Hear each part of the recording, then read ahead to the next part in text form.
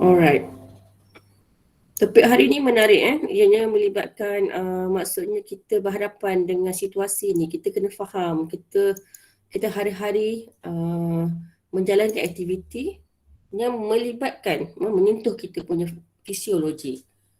So, kenapa fisiologi ni berkait rapat dengan kehidupan atau dengan pekerjaan? Ianya sangat memberi maksud di dalam, especially in term of human factor and ergonomic.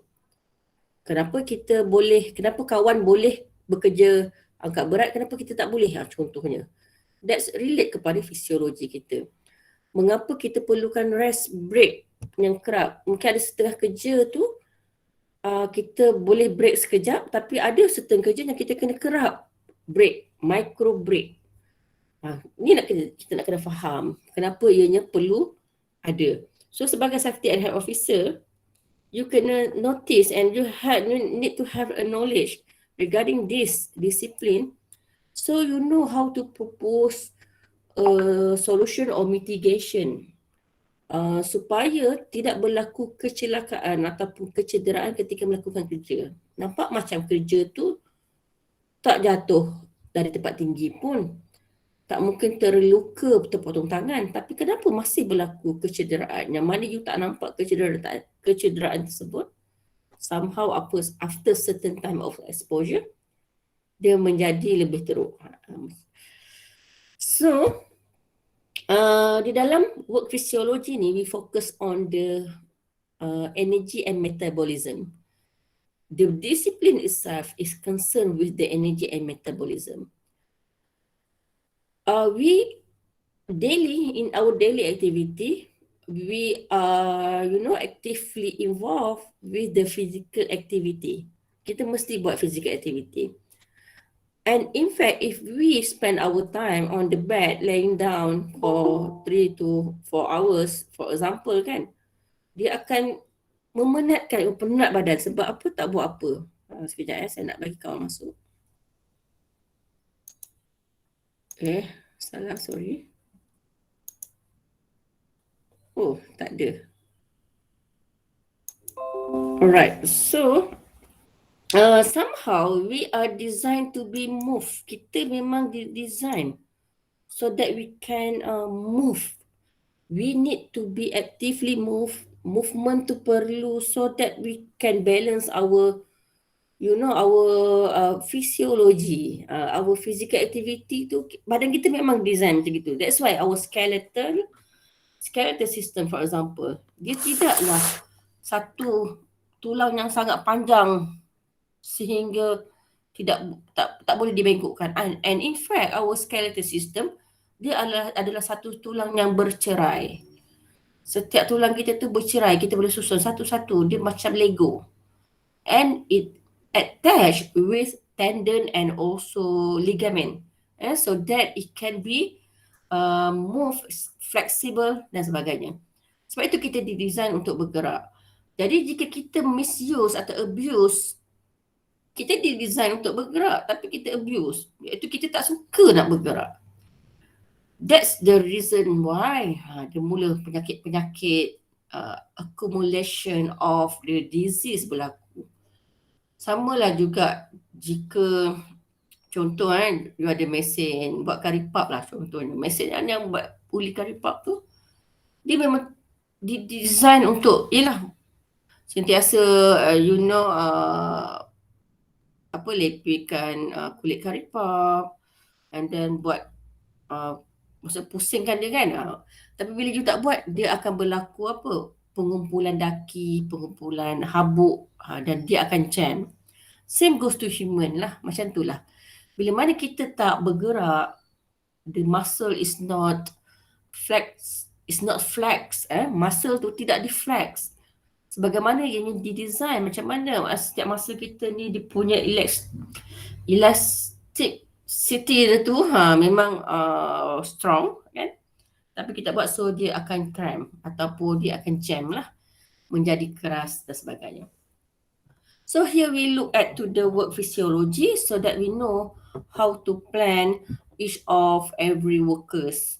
Macam mana setiap kerja tu kemampuan dia bekerja berdasarkan dengan beberapa karakteristik ataupun parameter yang dia ada pada diri dia.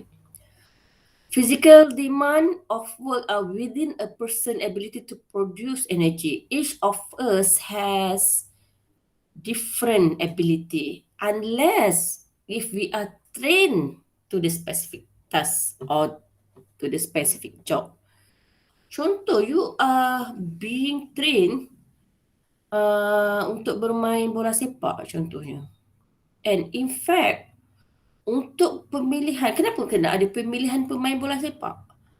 Because each of us has different strength of muscle. Dia berbeza. So, to cut short the process, kena ada berlaku selection. Selection the physical ability, kekuatan otot, kekuatan mental, lung capacity bila mana ada berlaku aktiviti yang ekstrim lah kan, bermain kan. So kalau you don't have enough lung capacity, it's difficult lah, tercungap-cungap apa semua. So to cut short the process, you try to select the appropriate candidate, and then you train. It's much more easier compared to you just pick up from mana-mana. So the motivation pula tak ada, tak minat nak main apa semua. So difficult lah. That is the reason why the selection process need to be done. And in terms of work, our body is able to do a job. We are trained to do job, and we also has the motivation. So, pergi kerja tu ada motivation apa? Lama dah tak kerja nganggur kan, tak ada duit lah pergi kerja. So, ada motivation nak bekerja bersungguh-sungguh. Pelbagai lagi motivation. Ada yang ada motivation bukan sekadar untuk hari ni bekerja dan dapat duit, tapi ada yang masuk kerja kita, aku nak jadi gini sikit-sikit. So, that kind of motivation. The motivation pun, bila sebut motivation pun, dia setiap kita mempunyai motivation yang berbeza. Dia depends kepada apa? Bagaimana kita dibesarkan, bagaimana persepsi keluarga kita, apa expectation keluarga kita. Bagaimana pula kita melihat, contohnya, today my expectation might be different from yesterday. Sebab apa? Mungkin pagi tadi saya tengok apa-apa ceramah motivasi macam macam tu kan. So hari ni motivation dia lain macam sikit. Semalam bangun tidur je solat, breakfast pun melo-melo begitu kan. So kurang motivation contoh. So we is actually in the permanent stage of changing. Dah permanent tu kan, kita memang masuk sentiasa berubah-ubah berdasarkan motivation yang kita terima hari-hari, berdasarkan pemikiran kita hari-hari. So macam tu juga lah. That is why there is no kata tak boleh buat apa dah apa semua. That kind of thinking kita kena avoid lah. So in work physiology, kita faham badan kita ni dia able to bring oxygen and nutrient to muscle.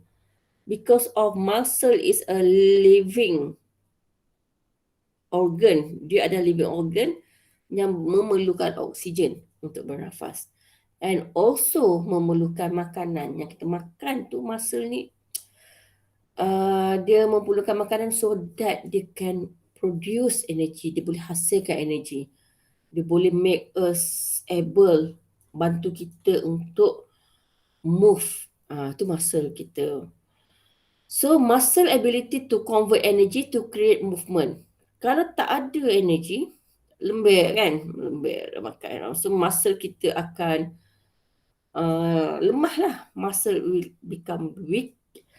Bila mana muscle tu pula didesign untuk movement. Bila mana you tak move your punya muscle, dia akan mengecil. That's why kita boleh build our muscle dengan proper intake of nutrient, yang mana high of protein for example, itu adalah makanan muscle. So that muscle can be built. And indikator kepada prone of the physical injury is also contributed by the muscle strength. Jika you ada muscle kekuatan muscle yang baik. Muscle tu kuat lah.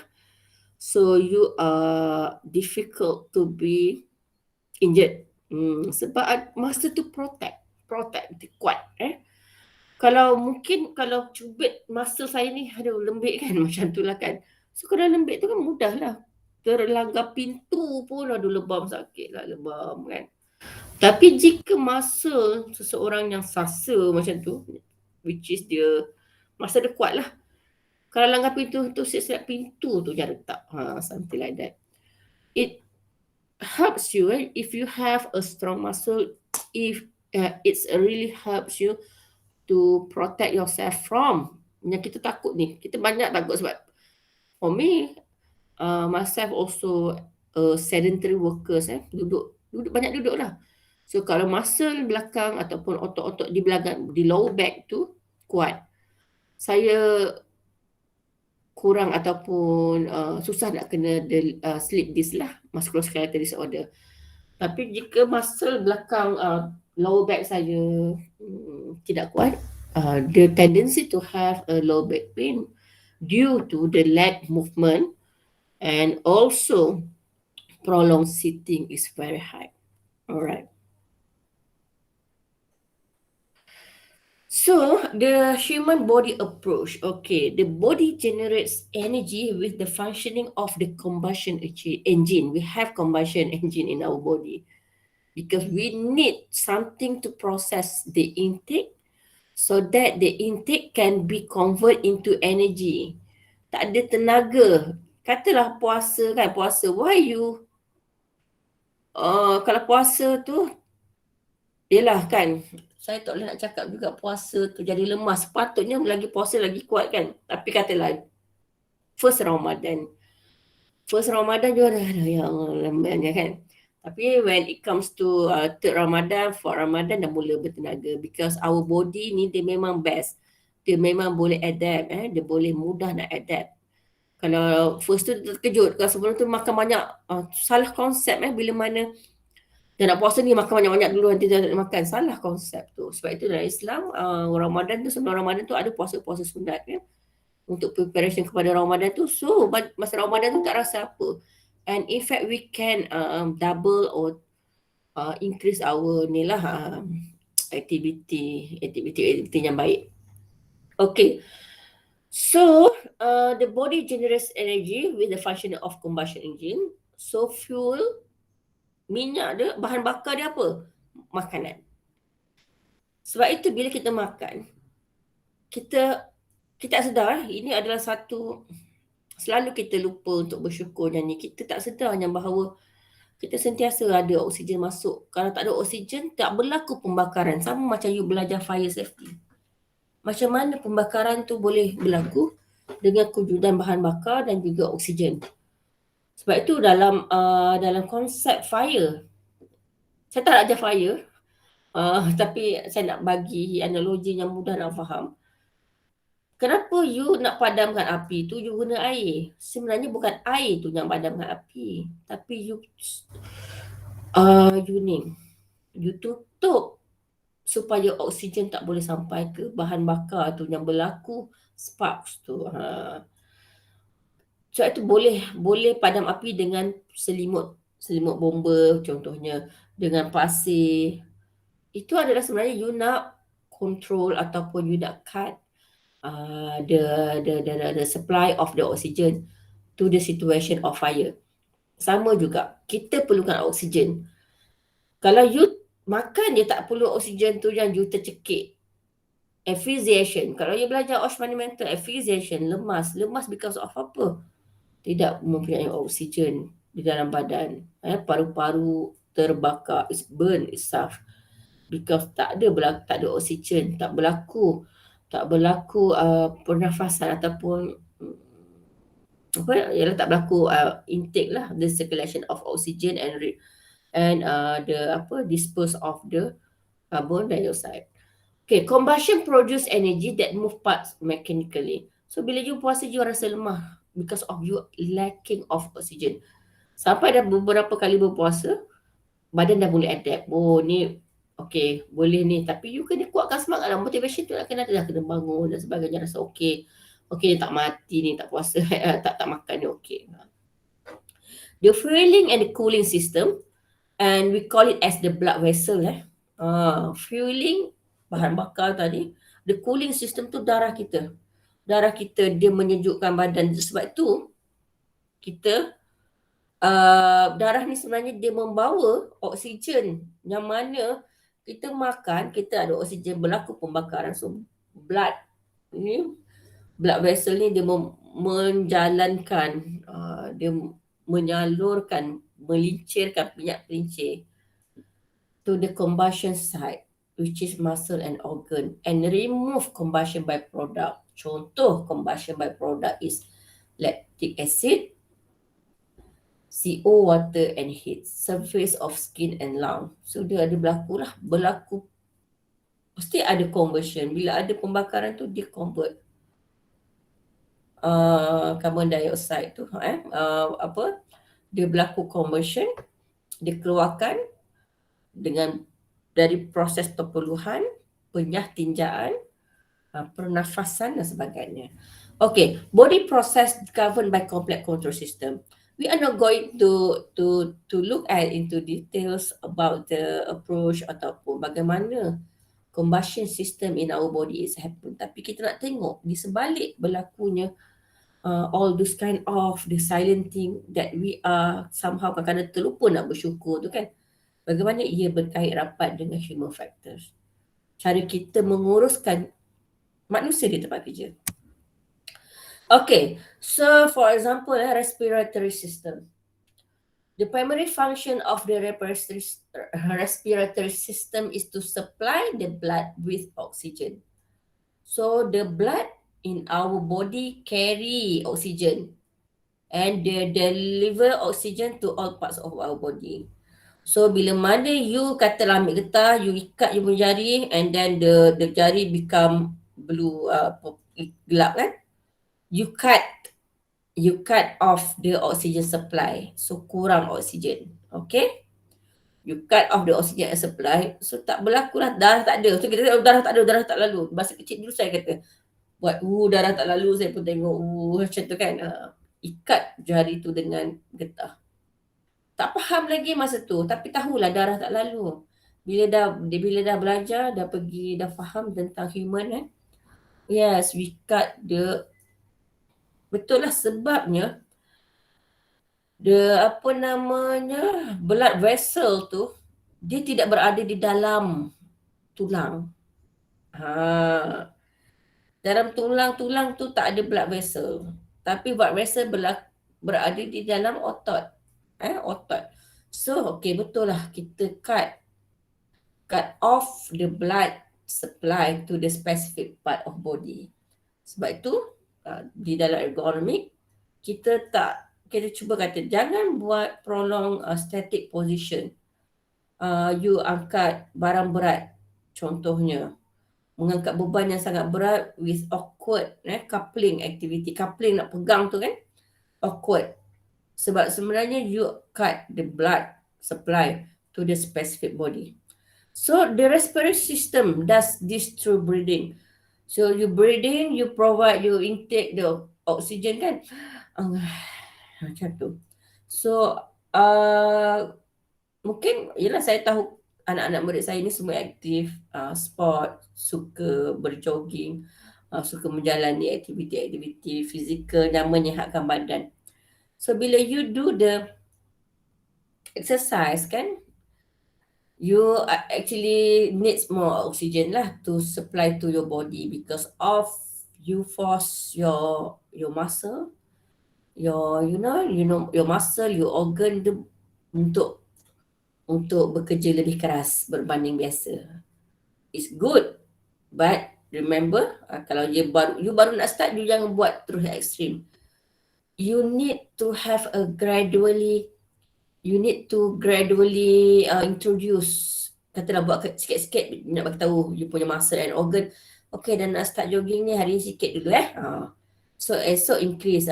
Sampailah you semakin lama you gain more, more strength and the body will adapt to the increment of the physical activity.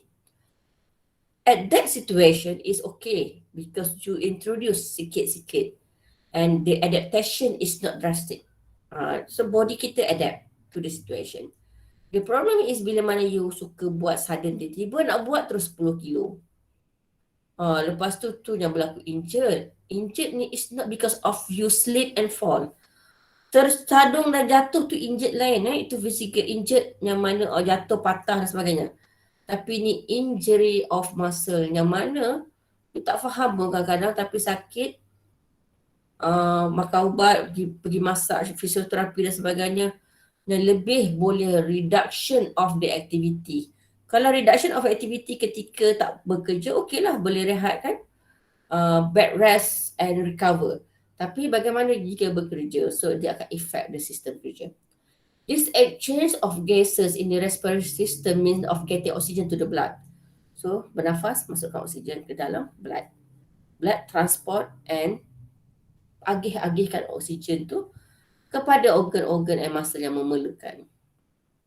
Sebab itu, ni cerita, ini bukan side track kan. Contoh, bila mana you berlaku injury dalam badan you, muscle, organ perlu bernafas. Bila bernafas tu, meaning that if there is any small injury, muscle injury, dia ada peluang untuk pulih because of the nutrition yang you makan kan. Makan makanan yang bagus, yang you tengok bagus ni kalau untuk muscle recovery, banyak protein, kurangkan benda-benda yang boleh increase inflammation for example. So you makan very good food, high of nutrition yang sesuai untuk muscle recovery for example. And then you berehat, oksigen okey, pengudaran okey, you rasa okey, semua rehat. So your chance to have speedy recovery is high lah. Tapi bila mana you sakit, berlaku kecederaan dalaman atau pengeluaran sekalipun, you punya muscle ni perlukan recovery yang baik. Tapi apa yang berlaku adalah you smoking. Bila you smoking, bayangkan you punya blood ni nak carry all the nutrition and oxygen. Tapi you smoking, you sebenarnya mengganggu sistem transportation of the blood. You instead of you put the nutrition, makanan yang memang design untuk muscle recovery, speedy muscle recovery, tapi you smoke and the substances replace. You only have a exact capacity of the blood. You tak boleh nak increase capacity umpamanya macam beli kancil, kereta kancil tak muat, you beli Alphard contohnya. Tak boleh macam tu. You ada capacity of your blood ni dan memang design dari azali dia begitu. So what you need to do is to manage all those kind of gift. Bagaimana you nak uruskan apa yang you ada. Tapi you smoke and the substances, which is we call it as a toxic substances, kena pula compete dengan nutrition and oxygen yang sedang di-deliver. Terpaksalah mana-mana yang nutrition mungkin tercemar ataupun nutrition yang sepatutnya dapat about 99% of capacity, jadi 70 je, oksigen mungkin berkurang. So dia akan delay the process of recovery. Sebab itu bila you pergi mana-mana operation, mana-mana hospital lah. Saya boleh cakap sebab saya banyak kali lah operation kan, banyak ujian. Okay. So saya pergi and then memang doktor cakap dalam tu memang akan ada signage yang mana smoking will delay you punya recovery. Don't blame us. Macam tu. Saya pun suka sangat tengok statement macam tu. For those who are not smoke, recovery dia stage sini, tapi kalau yang smoking, we don't care. I like that statement.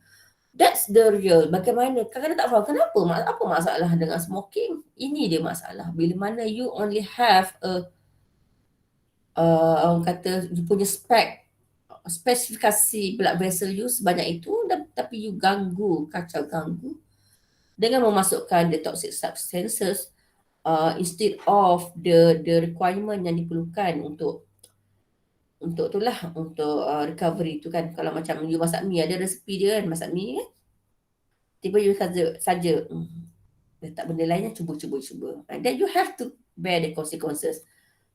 You cuba untuk masukkan another ingredients, tapi you expect to have mi goreng yang biasa mums you masak kan, tak dapat lah. Macam tu lah. So physical workload and heat stress metabolism defined as a conversion of foodstuff into mechanical work and heat. Okay, foodstuff that we intake convert into high energy compound. We call it as adenosine triphosphate ataupun ATP. Yang susah saya nak sebut, saya lebih suka sebut ATP saja. So ATP lah serve as fuel transport mechanism. So ATP ni dia akan release chemical energy to fuel the internal work in the various body organ. Dia yang transport the bahan bakar tu, ATP ni. And the phosphate bond can easily broken down into adenosine phosphate, yang mana kita panggil sebagai ADP. Ada dia punya formula lah. Let's see the next slide lah, dia ada cakap ATP plus H2O. H2O ni air equal to ADP and energy release. Meaning that you ada makanan, you makan, and then ATP yang menjadi mekanisme yang mengangkut bahan bakar tadi tu, ada ATP this is a chemical bonding lah. And dengan ada air, so dia akan dapat apa? ADP and energy release. Saya nak cuba you experience lah, tapi jangan sampai jangan sampai memudaratkan. Cuba kalau misalnya you buat lupa minum air, sampai petang you rasa lemah je badan. Kadang-kadang kita lemah kita tidur tak. You rasa lemah badan and then you consume air. Automatically you akan rasa wow. Sebab you rasa you bertenaga. Sebab apa? Sebab pembakaran makanan yang you buat ni tidak full sebab you tak cukup bahan, you tak cukup air.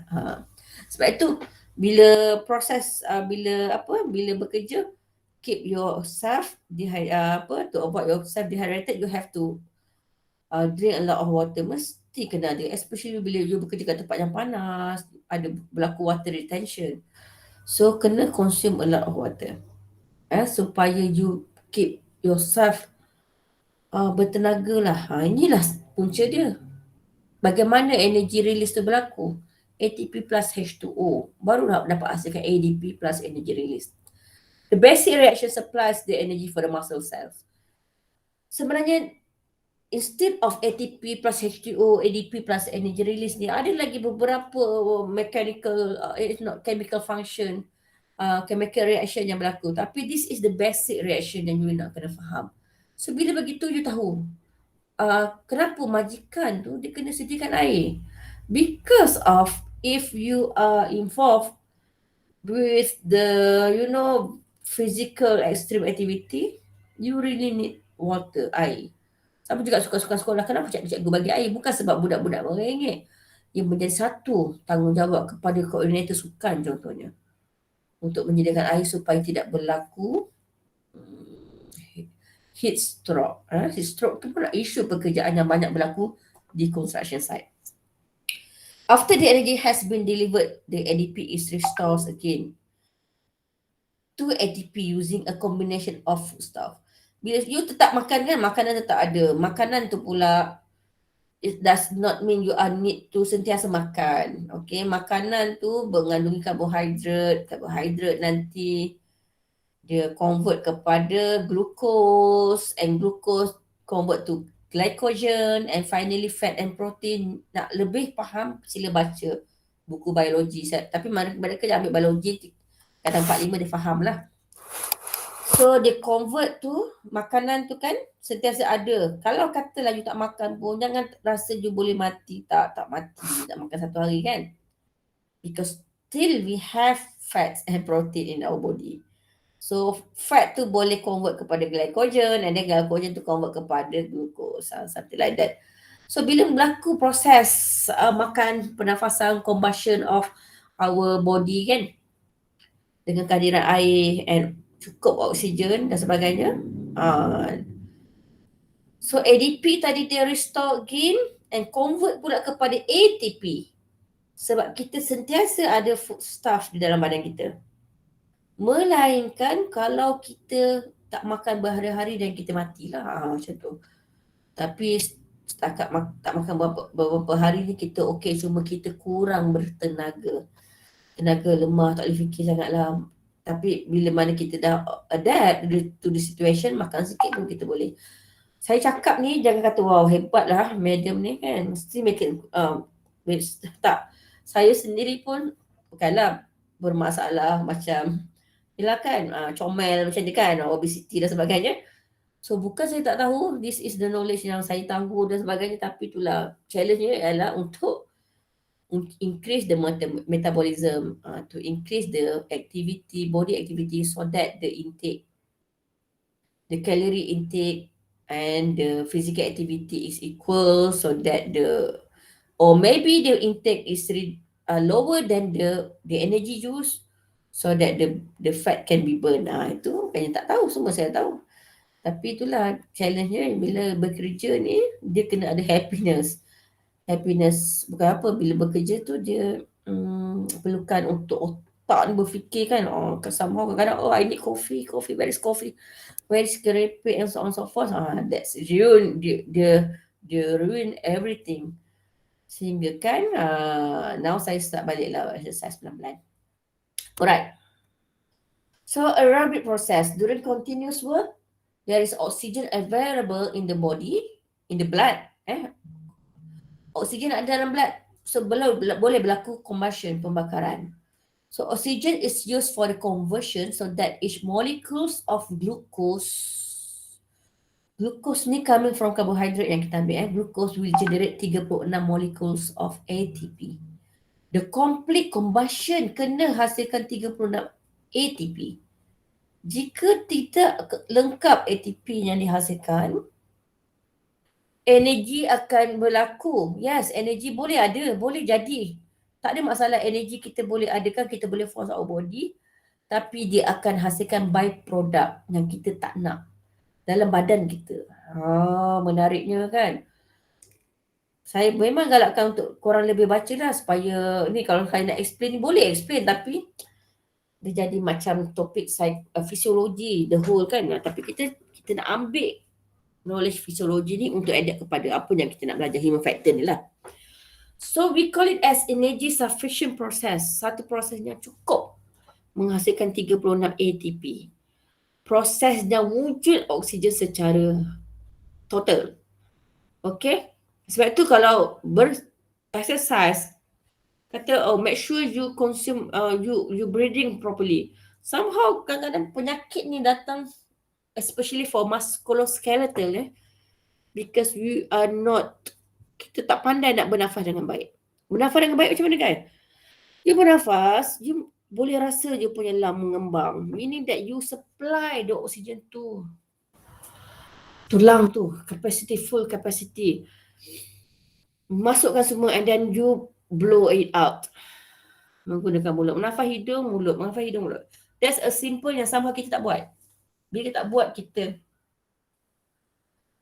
membiarkan muscle kecil, darah kita dia kurang aktif, menyebabkan accumulation of the toxic chemical or substances yang dihasilkan dari proses pembakaran badan yang kita panggil sebagai byproduct.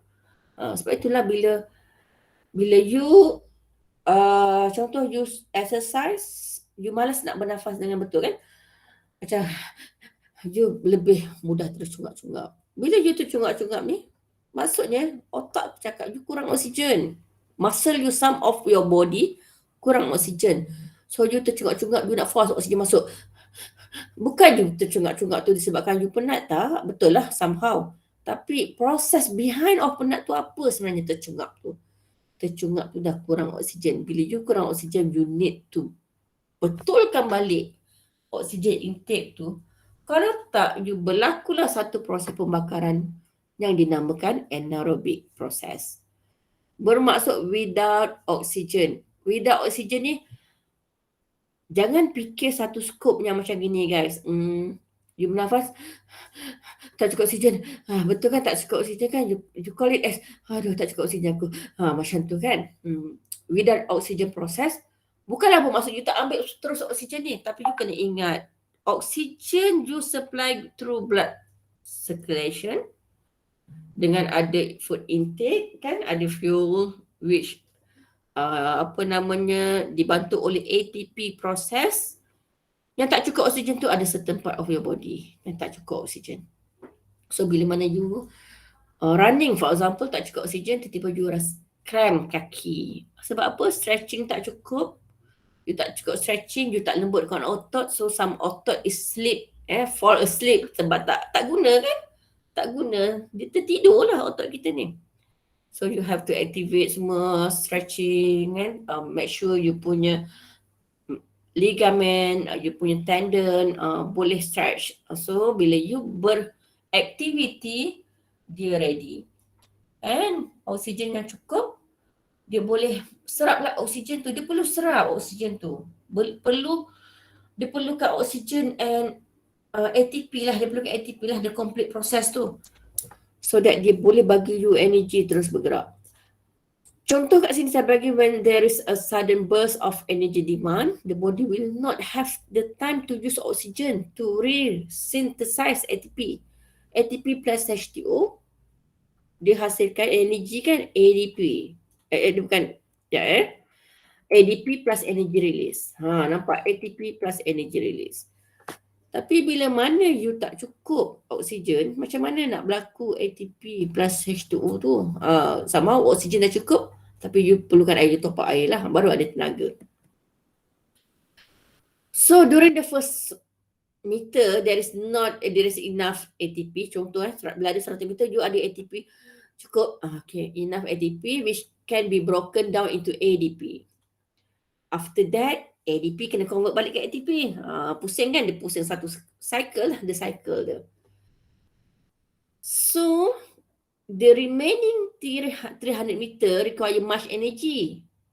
Sebab apa? You dah guna muscle you. You perlukan tenaga lebih. Nak maintain, nak menang kan? Dengan motivation dan sebagainya.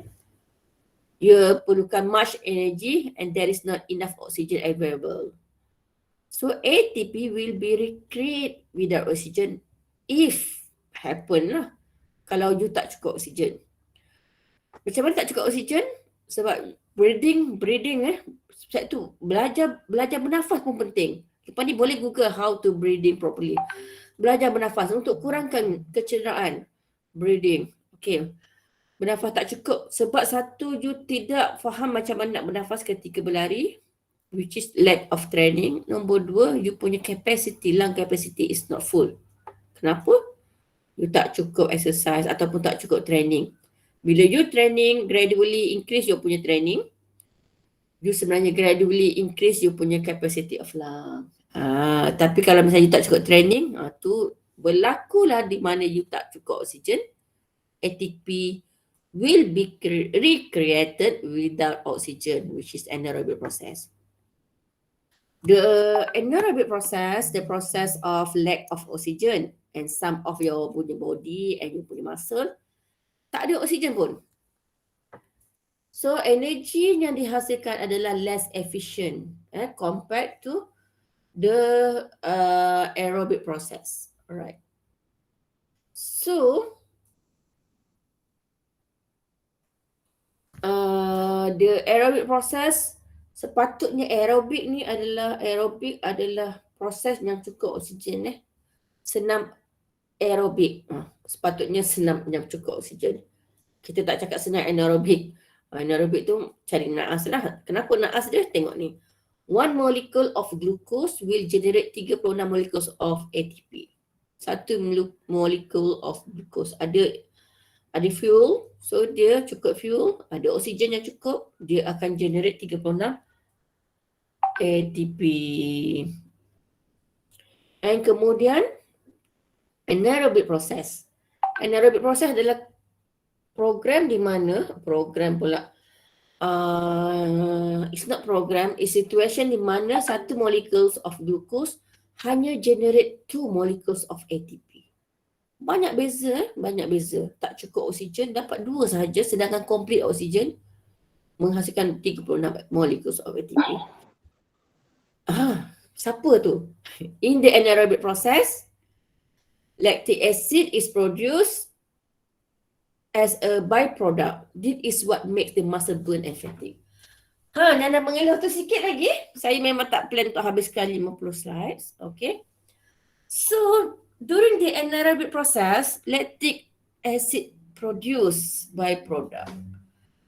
So, berlakulah muscle burn and fatigue. Muscle you burn, okay, tak ada oksigen. So, berlakulah apa namanya? Cramp kaki ketika berlari. Muscle burn.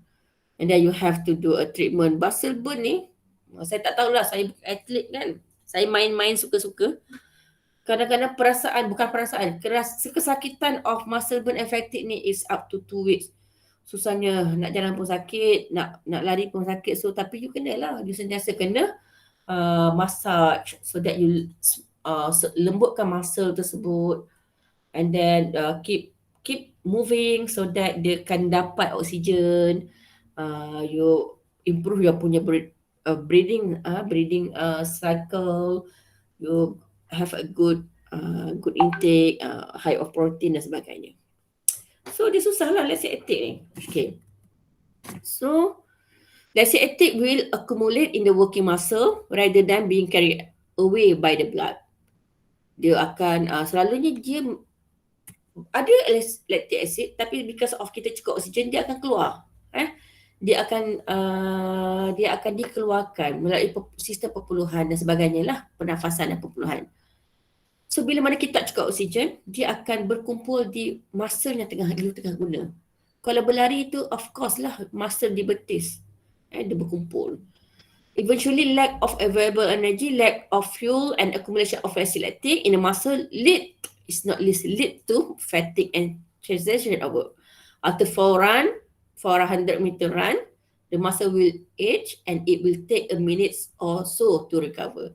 Kalau athlete, yes, you have ability to have a speedy recovery because you are trained, you muscle-nya kuat, you ada sistem makan yang teratur dan sebagainya. Tapi kalau bukan atlet yang macam saya ni, recovery dia membuang masa kan.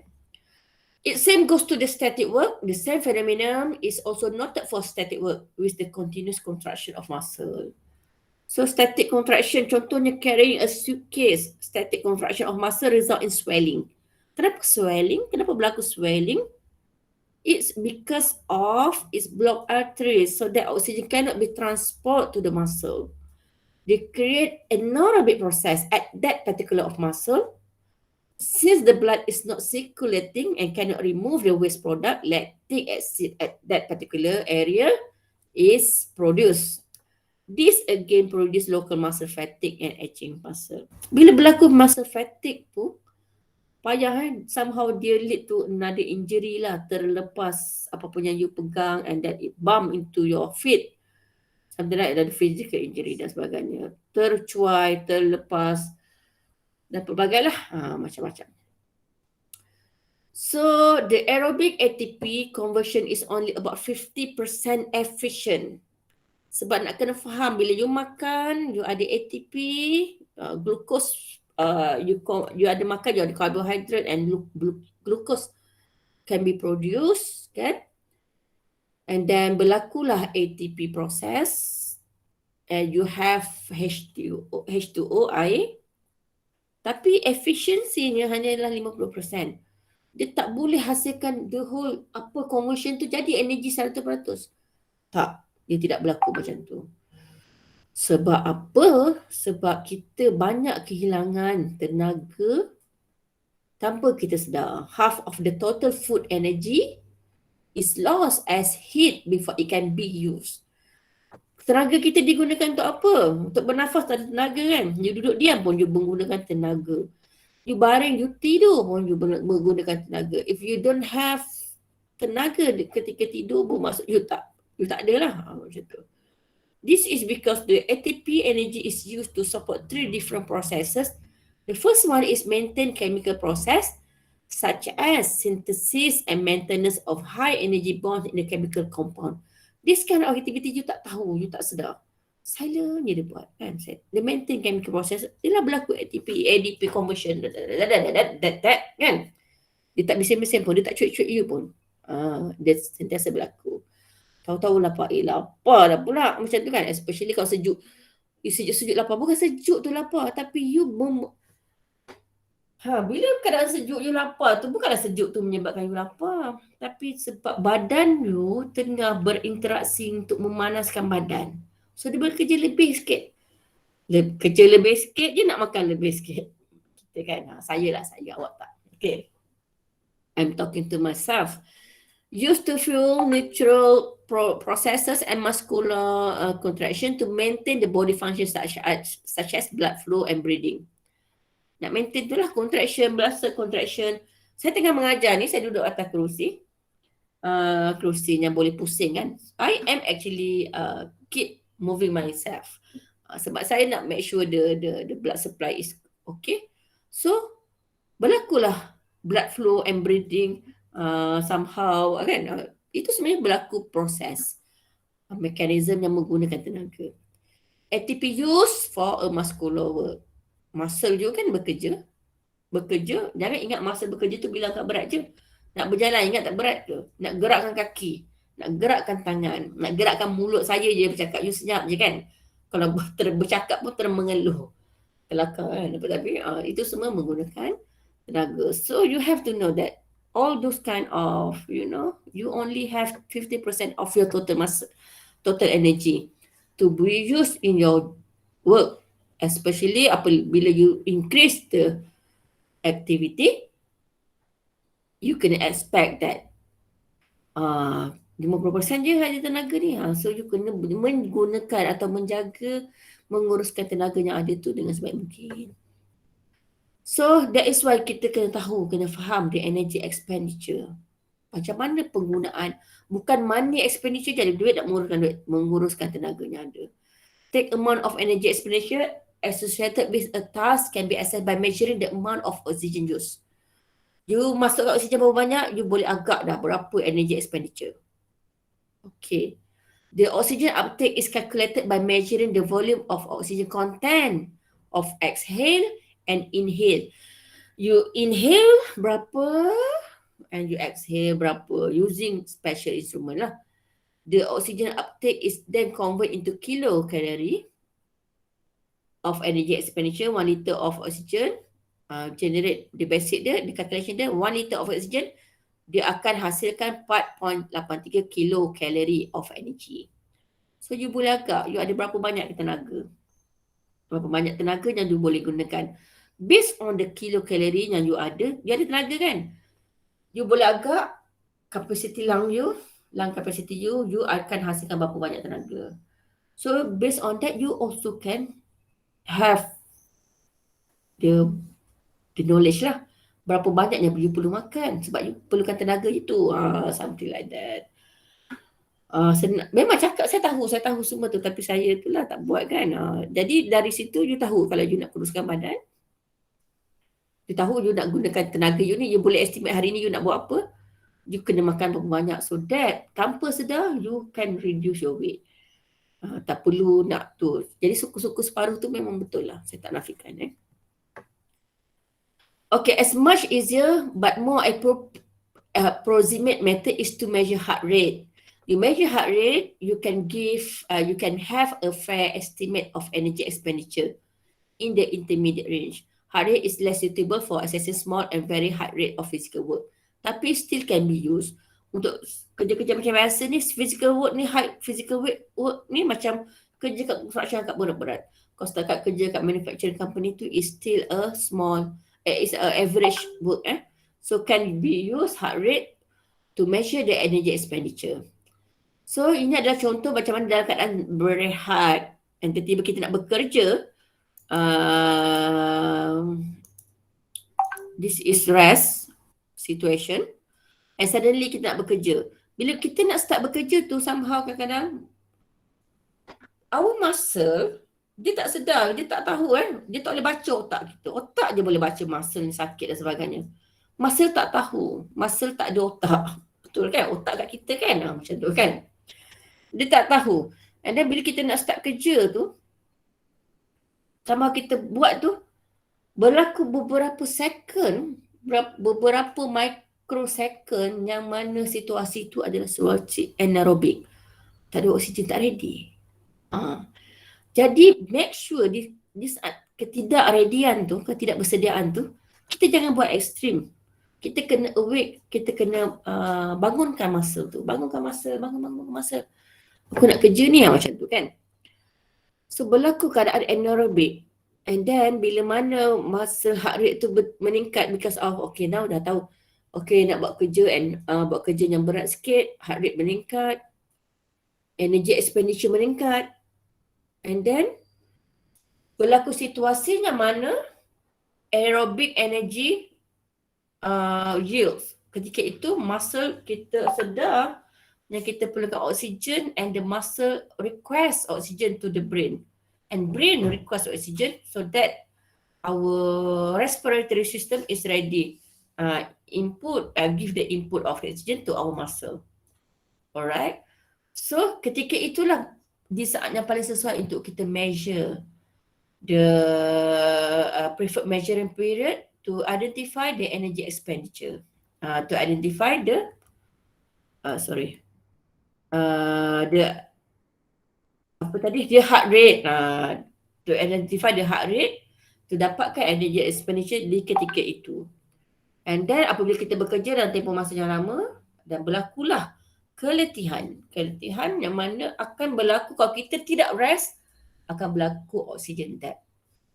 Bila mana kita dah rasa kita penat dan sebagainya dan kita perlu rehat, sebab perlukan untuk muscle itu bertenang untuk mendapatkan oksigen yang mencukupi. That's the way lah how our activity sebenarnya effect. Bagaimana rest break itu diperlukan ketika menjalankan aktiviti. Alright. The assessment of energy expenditure at work saya akan sambung pada kelas akan datang. Sebab banyak lagi if you guys look at to the slide kan, ni baru 15, kita ada 50 slide. That's why I need another session. Nanti kita akan belajar the calculation, how to calculate the total metabolic rate, daily metabolic rate, and factors to be considered when we are talking about the metabolism rate untuk mengelakkan kecederaan berlaku di tempat kerja. Alright, I think that's all for today's topic. Nanti kita akan sambung pada minggu hadapan. Tak boleh sambung banyak-banyak terus sebabnya topik ni dia perlukan explanation yang agak details. Saya akan stop recording.